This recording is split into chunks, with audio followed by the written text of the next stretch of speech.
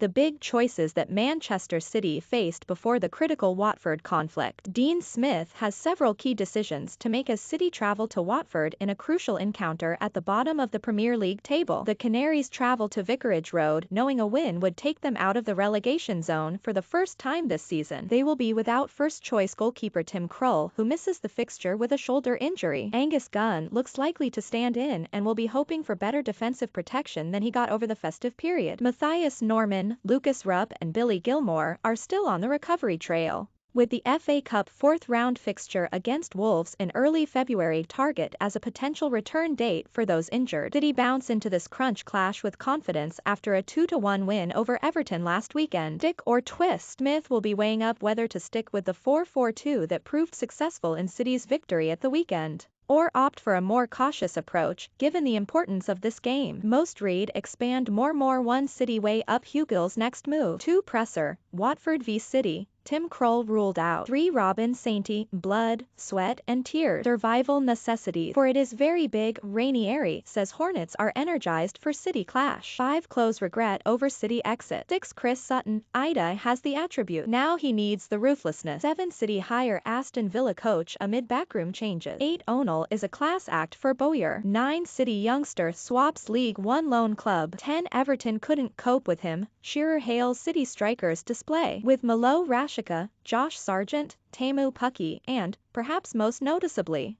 Idah adding a much-needed attacking edge to their phases of play, the Canaries ended a goal drought that lasted 9 hours. But with Mack McLean returning, Smith could be tempted to revert back to the 4-3-3 system that he favored in the early days of his reign, particularly given Watford's preference to deploy that formation. Whether Smith would want to break up the strike partnership of Pukki and Idah is another point, given it yielded goals at Carrow Road on Saturday. Given Norwich's improved attacking offering against Everton, it would be a big decision to opt to shift system and personnel after a win. Mack McLean returns from his COVID isolation for City's trip to Watford. Credit Paul Chesterton / Focus Images Ltd. Return. Of the Mack McLean's return does allow to be a bit more tactically flexible in this encounter and presents Smith the chance to add an extra body to midfield. City's switch to a 4-4-2 formation was born due to absences in their midfield engine room, with one of the strikers tasked with dropping in to provide support. McLean is a senior player in City's squad and Smith has placed an onus on his more experienced professionals to drive the level of consistency within their performances. After a COVID-related absence, can McLean immediately return to the starting 11, particularly given how well Jacob Sorensen and Pierre Lees-Melou played against Everton? If Smith does opt for continuity over pragmatism,